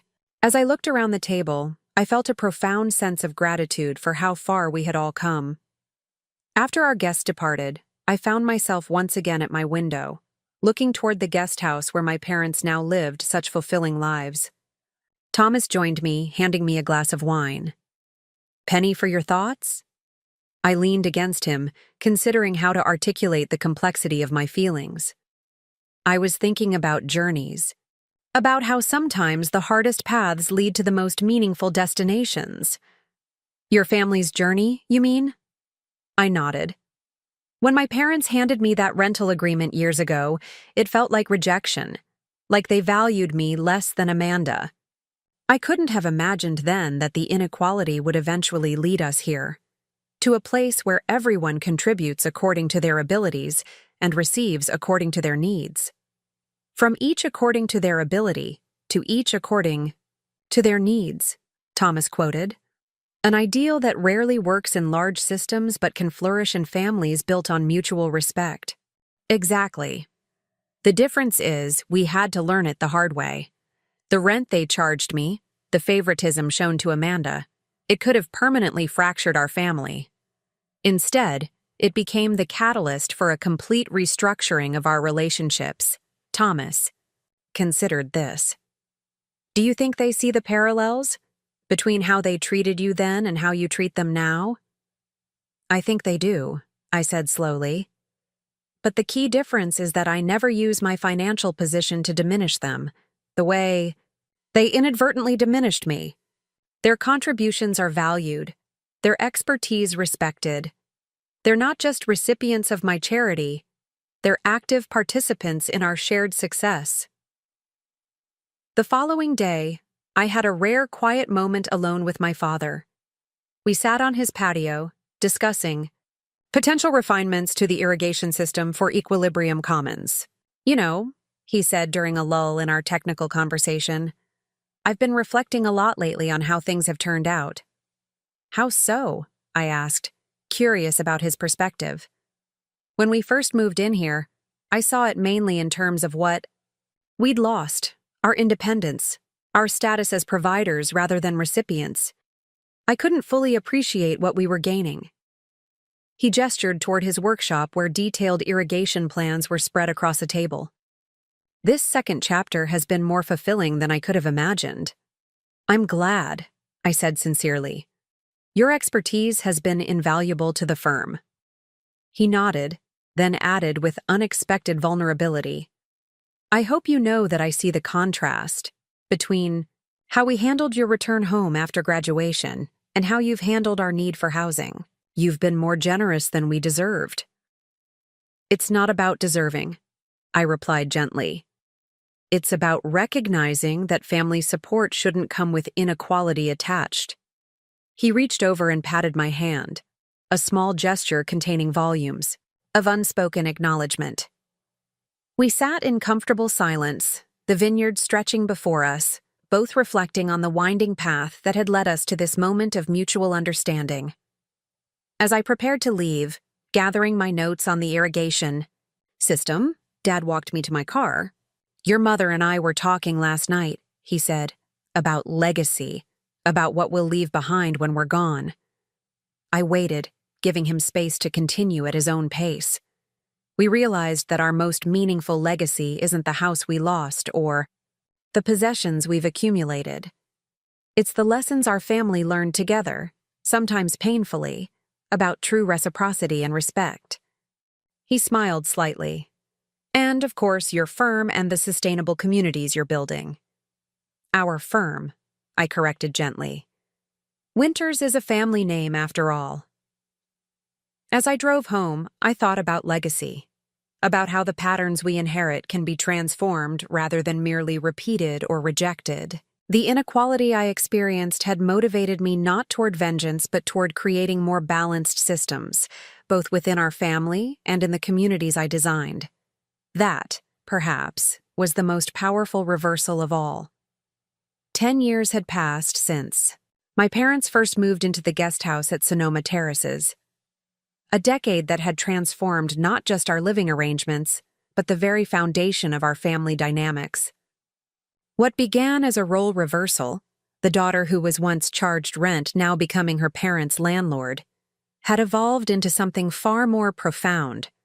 A complete reimagining of how family members could support each other across generations. On a crisp autumn morning, I stood at the edge of my property, watching the sunrise illuminate the vineyard hills in shades of amber and gold. Today was significant. The 10th anniversary of Winter's Sustainable Design, now recognized as one of the leading architectural firms in the sustainable building movement. We would be hosting a celebration at our home, gathering clients, colleagues, and family to mark the milestone. But as I sipped my coffee in the early quiet, I found myself reflecting not on professional achievements, but on the parallel journey our family had undertaken. From fractured relationships built on inequality to something sturdy, balanced and nurturing for all its members. Movement caught my eye. My father, now 79 but still remarkably spry, making his morning inspection of the irrigation system he had designed and continually refined over the years.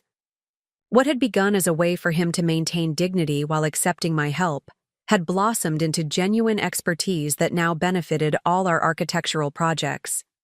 His water conservation methods had been implemented in communities across 3 states, earning recognition from environmental organizations and saving millions of gallons annually. "You're up early," he called, noticing me watching from the terrace. "Big day," I replied, raising my mug in greeting. "Thought I'd enjoy the quiet before the chaos begins." He nodded understanding and made his way toward me, clipboard in hand. "Just finished checking the readouts. We're 22% below average water usage for properties this size, even with your mother's expanded garden. Mom's garden."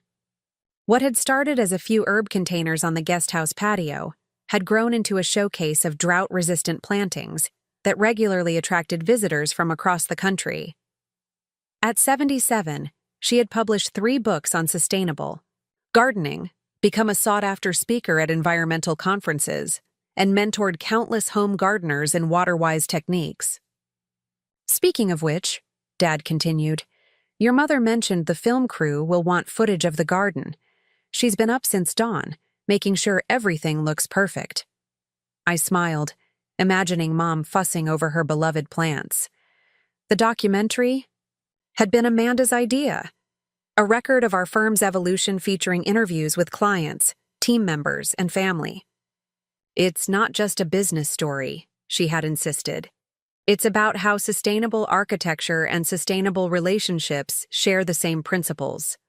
Amanda, once the carefree sister who lived rent-free while I struggled, had undergone perhaps the most surprising transformation of all.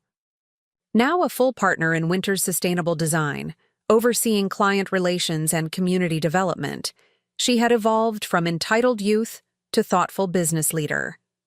Her journey mirrored our family's larger evolution, from unexamined privilege to conscious reciprocity. As if conjured by my thoughts, my phone buzzed with a text from her. Running final checks with the videographer. Everything on schedule. How are you feeling about today? Reflective, I typed back. See you soon. Heading inside, I found Thomas in our kitchen, coordinating with caterers while simultaneously reviewing last-minute changes to his presentation. My husband of 8 years had been my partner in both life and work, his expertise in environmental structural engineering complementing my sustainable design focus. Together, we had expanded Winter's sustainable design beyond individual buildings, to entire communities, each one advancing our vision of spaces that nurtured both planetary and human well-being. The twins are up and dressed, he reported, kissing my cheek as I entered. Elaine is practicing her welcome speech and Edward is rearranging the display models according to his own mysterious organizational system. I laughed, picturing our 7-year-olds, named for the 2 mentors who had changed the trajectory of my career, earnestly preparing for their roles in today's celebration. As long as they're ready when guests arrive. They take after their mother, Thomas observed with a smile.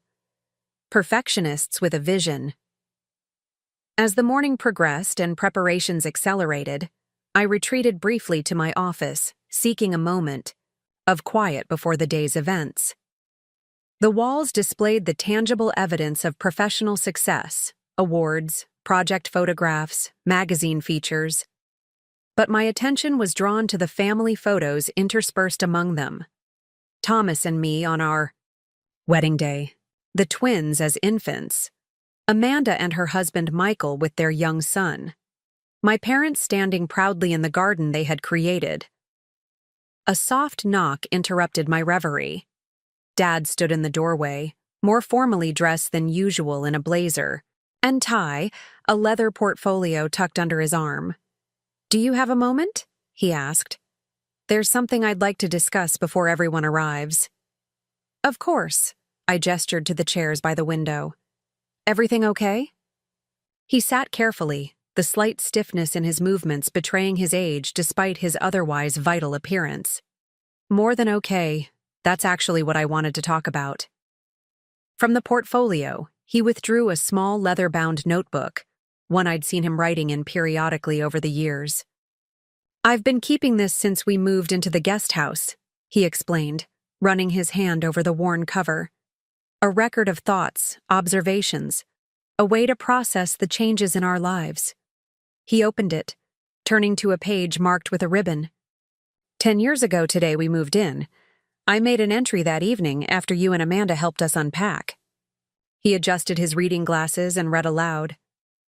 "Living in my daughter's guest house feels like the ultimate admission of failure.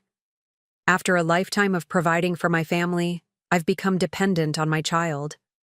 The reversal seems cruel, a punishment, for choices I'm not sure I fully understand." The rawness of his words, the pain evident even a decade later, caught in my throat. "Dad," he held up a hand, "please let me finish." He turned several pages forward. 6 months later, I wrote this. "Jessica has invited me to consult on the irrigation systems for her new project. Not charity work, but genuine consultation. Based on my operations experience, for the first time since the move, I feel I might have something valuable to offer." Another page turn. 1-year mark. The water conservation workshop was oversubscribed. People actually want to hear what I have to say about sustainable systems. Caroline's garden is becoming a local attraction. We're building something here that we never imagined possible. He continued through selected entries that tracked their journey, from reluctant dependents to valued contributors, from recipients of charity to partners in a shared vision. The progression was remarkable. hurt and resentment gradually giving way to purpose, then pride, then profound fulfillment. He paused at an entry from the 5-year mark. Today, I overheard Jessica explaining my irrigation system to a client. Not as her father's hobby, but as an integral, innovative component of the firm's approach to sustainability. I realized that I've become more than just her dependent father. I've become a colleague of sorts. The distinction matters more than I can express. Finally, he turned to the most recent entry, dated just yesterday. 10 years in the Guesthouse. That became a home. 10 years of second chances and unexpected purpose. I understand now what Jessica tried to tell me that first day, that true family support isn't about hierarchy or control, but about creating space for each person to contribute what they can and receive what they need. The reversal that once seemed like punishment has become the greatest blessing of my later years. He closed the notebook and looked up at me, eyes bright with emotion. I've had this bound into a proper book. I'd like to present it at the celebration. Today, a record of transformation that parallels the growth of your firm. Moved beyond words, I reached for his hand. Dad, I don't know what to say. You don't need to say anything, he replied gently. Just know that your mother, and I have come to understand, perhaps better late than never, the inequality we once perpetuated, and we're profoundly grateful for the more balanced model you've created, not just in our family, but in your approach to architecture and community building. He hesitated, then added with newfound vulnerability. When we charged you rent while letting Amanda live free, we told ourselves it was about teaching you responsibility. But looking back, I can see it was really about power, maintaining our authority in a way that felt comfortable and familiar. We never considered how it undermined your sense of belonging, your feeling of being equally valued. This direct acknowledgement of the core injury, the inequality that had driven me from their home and ultimately led to my independent success, felt like the closing of a long open wound. Not erasing the past, but finally seeing it clearly together. Before I could respond, we heard the sounds of the first guests arriving. Dad stood, tucking the notebook back into his portfolio. We should join the others, but I wanted you to know, privately first, how deeply we appreciate the path you've created for all of us. The celebration unfolded beautifully throughout the day. Over 100 guests filled our home and grounds, clients, colleagues, friends, and family. Edward Bennett, now in his 80s but still sharp as ever, had flown in specifically for the occasion. Elaine, my former boss and mentor from Meridian, chatted animatedly with younger architects from our firm. The twins flitted between guest groups, proudly showing off the sustainable features of our home with the enthusiasm only 7-year-olds could muster. A display near the entrance showcased models of our most significant projects, from the Phoenix eco-resort that launched my independent career to our latest initiative, a network of sustainable communities designed specifically for multi-generational living. Beside each model were photographs of the completed buildings and testimonials from residents about how the spaces had transformed their daily experiences. After lunch was served on the terrace overlooking the vineyards, Amanda called for everyone's attention, stepping onto a small platform we had arranged for presentations. As many of you know, she began, Winter's sustainable design began with a single project and a radical vision. That luxury and sustainability could coexist. That beauty and responsibility weren't mutually exclusive. She gestured toward me. My sister Jessica saw possibilities where others saw compromises. But what many don't know is that the philosophy behind our firm, the commitment to balance, equity, and mutual support, grew from our family's own complicated journey. Dad stepped forward then, the bound version of his notebook in hand. Which is why I'd like to present this first edition of Reversal of Fortune, Finding Purpose in Life's Unexpected Turns. It chronicles our family's transformation. alongside the growth of Winter's sustainable design. Murmurs of interest rippled through the crowd as he continued. 10 years ago, my wife Caroline and I moved into the guest house on this property. Not by choice, but by necessity. After a lifetime of seeing ourselves as providers, we found ourselves in need. The daughter we had once charged rent to live in, her childhood bedroom, while her sister lived free, was now offering us housing at no cost. A hush fell over the gathering as the personal nature of his revelation registered. The irony wasn't lost on any of us. He acknowledged with a rueful smile. What could have been a story of poetic justice or bitter resentment instead became a lesson in true reciprocity. Jessica offered us not just housing, but dignity, the opportunity to contribute meaningfully through our own skills and interests. Mom joined him, taking his hand as he continued. Over the years, as Caroline's garden expertise and my water conservation systems became integrated into Winter's sustainable design projects, we discovered a new model of family support, one where each person's contributions are valued regardless of age or traditional roles, where interdependence is recognized as strength rather than weakness. He turned toward me, his expression solemn yet peaceful. I once believed that family hierarchy was fixed, parents providing for children until the children left to establish their own households. When circumstances forced a reversal of that pattern, it felt like failure. What I've learned through Jessica's approach is that true family resilience comes not from rigid roles, but from flexible support that adapts to changing needs and recognizes evolving capabilities. Mom stepped forward then, adding her perspective. The garden that began as my small attempt to create beauty in our new circumstances has become a laboratory for drought-resistant techniques, now implemented in communities across 3 states. My books have reached gardeners I'll never meet. At 77, I'm more professionally fulfilled than I was at 47, all because our daughter created space for reinvention rather than retirement. As they spoke, I watched the audience, colleagues nodding in recognition of how these principles had informed our architectural approach, friends seeing our personal history in a new light, clients understanding more deeply the philosophy behind our designs. Dad concluded by presenting me with the bound journal.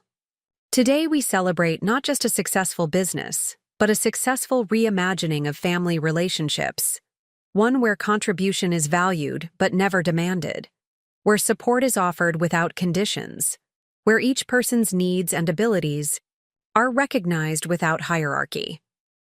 The applause that followed felt like a public witnessing of private healing, an acknowledgement that what we had built together transcended both business success and family reconciliation. It was a new model entirely, one with implications beyond our particular story. The formal presentations continued with Thomas sharing innovations from our latest projects, Amanda outlining our community impact initiatives, and several clients offering testimonials about how our spaces had transformed their daily lives. Throughout it all, I found myself watching my family interact with our guests. The easy confidence with which my parents discussed their contributions to our work, the natural partnership between Amanda and me that had replaced the old dynamic of favored and unfavored daughters, the twins absorbing it all as their normal understanding of how family functions. Later, as afternoon mellowed into evening and guests began to depart, I found a quiet moment with Edward Bennett, the client whose eco-resort project had launched my independent career a decade earlier. When you first showed me your sustainable design concepts, he reminisced, sipping his sparkling water, I knew you had exceptional talent. But watching how you've expanded those principles beyond architecture into family systems and community structures, that's the real innovation. I hadn't thought of it quite that way, I admitted. He nodded toward where my father was explaining his irrigation monitoring system to a group of environmental engineers. Your parents could have been relegated to passive recipients of your charity.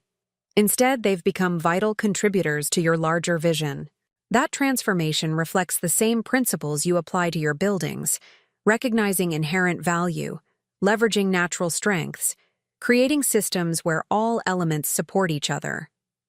His observation crystallized something I had felt, but never articulated, that the redesign of our family relationships and the philosophy behind our sustainable architecture shared the same fundamental principles. Both rejected hierarchical models in favor of symbiotic ones. Both recognized that true sustainability came from balanced reciprocity rather than dominance. As twilight descended, our celebration shifted to a more intimate gathering. Close family and a few dear friends remained, gathered around the fire pit on our main terrace. The twins had finally exhausted their energy and were dozing against their grandparents on the outdoor sofa. Amanda's son James, now 5, was carefully examining the model of our newest project with his father, Michael. "I have an announcement," I said as we settled with our drinks. "One that seems fitting on this anniversary." All eyes turned to me expectantly. Winter's Sustainable Design has secured funding for a new type of community, one specifically designed around concepts of multi-generational support and environmental stewardship. We're calling it Full Circle, and it will feature homes of varying sizes clustered around shared green spaces, with common areas designed to foster both independence and interconnection. "That sounds wonderful," Mom said. "Where will it be located?" I smiled. "About 20 minutes from here. And the reason I'm telling you all privately first is that I'd like us to consider it as our family's next chapter."